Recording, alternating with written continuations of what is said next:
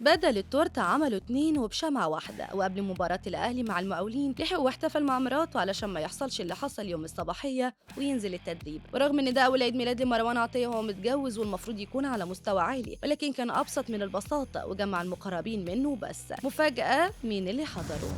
مروان عطية كمل ال 26 سنة، وده أول عيد ميلاد في بيت الزوجية مع مراته سلمى اللي كانت مستعدة وبترتب وبتخطط من قبلها علشان يحتفل، وكان خايف في أي وقت ينزل تدريبات أو يكون في ماتشات زي ما حصل تاني يوم جوازهم لما نشرت استوديو قالت شكرا يا مصر إنه سابها يعني ونزل التدريب. سلمى مش مستنية عيد ميلاده علشان تحتفل بيه، ومن قبلها وهي نشرت صورة ليهم وقالت كل سنة وأنت عوضي الحلوة في كل حاجة وحشة قابلتها قبلك، كل سنة وأنت أحن واحد دخل حياتي وحبني، مش مصدقة إن أنا خلاص في بيت واحد، بحبك يا حياتي. الكل بقى كان متوقع احتفال كبير يقلب الدنيا، وبقوا يقولوا يا ترى ازاي سلمى تحتفل بيه. فكشفت سلمى انها تحتفل بعيد ميلاد مروان تزامنا مع مباراة البنك الاهلي، وقالت كل سنة وانت طيب يا زوجي، هنحتفل بكرة. بكده هي اختارت الوقت المناسب اللي هو بعد مباراة فريق جوزها فاز فيه، وبالتالي الفرحة هتكون فرحتين ويحتفلوا. طبعا الاهلي فاز على البنك الاهلي 1-0. مروان عيد ميلاده يوم 3 اغسطس، ولكن سلمى اختارت تحتفل بدري علشان عاملة حساب انه هيكون مشغول هو وزمايله اللاعبين اليوم ده في التدريبات والاستعدادات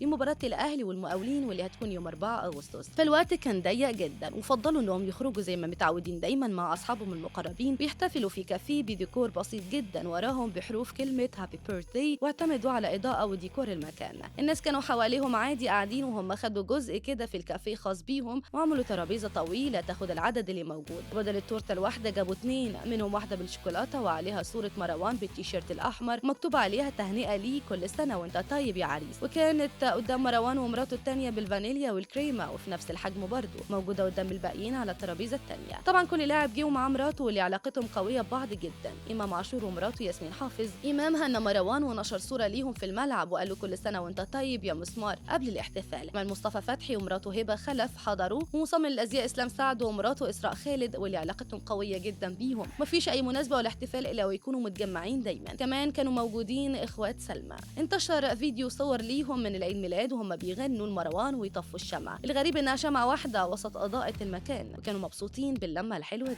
سلمى نشرت صورة ليها مع مروان من العيد ميلاد على حسابها على انستجرام، وعلقت اسعد اعياد الميلاد لشخصي المفضل، بحبك، رغم انها كانت بتتفاعل مع الجمهور وتستقبل تهانيهم، ولكن في البوست ده اغلقت التعليقات. كمان اسراء خالد نشرت صور لزوجات اللاعبين معاها على حسابها، وصوره كمان مجمعه لكل الكابلز. الحقيقه في لاعبين كتير هنوا مروان ما كانوش موجودين في الاحتفال، زي حسين الشحات، ياسر ابراهيم، احمد عبد القادر. رايكم ايه في احتفال مروان عطيه بعيد ميلاد؟ وهل لو كان الاهلي خسر في مباراه البنك الاهلي كانوا يحتفلوا برضه؟ ورايكم ايه في بساطه الاحتفال؟ شاركوني برايكم في التعليقات.